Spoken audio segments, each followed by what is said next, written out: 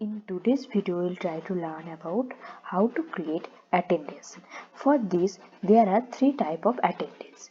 One is present or leave with pay. There, employee is present or is on leave with payment option. The next one is absent. That means employee has not come to work and payment is to be deducted. And the last one is overtime. That means employee has worked for additional time along with the regular time slots applicable. For this creation of a three type of attendance, we have to come here gateway of tally.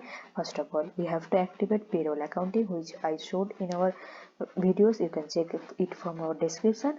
So next is how to create the attendance. For this, come here gateway of tally, then go with create. Then you can see payroll masters and attendance here. So I'll select this attendance presenter. Now create this attendance. First one, I want to put the name which is present.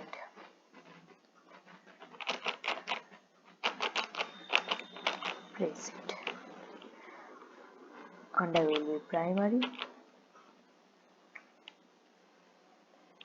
Nothing I want to make end of the list. Under will be primary. Attendance type, attendance or leave with pay, because the first one is this type. So I will make this accept period of type will be days and accept yes.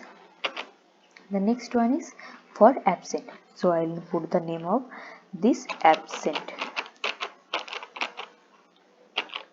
Again same way, under will be primary and attendance will be leave without pay or leave without pay. That means you are absent and you don't get any payment for this. So it will be on days accept yes. The last one is overtime. So I will put the name overtime. It will be also end of the list. Then it will be under primary, and this one is production, because overtime is calculated on production.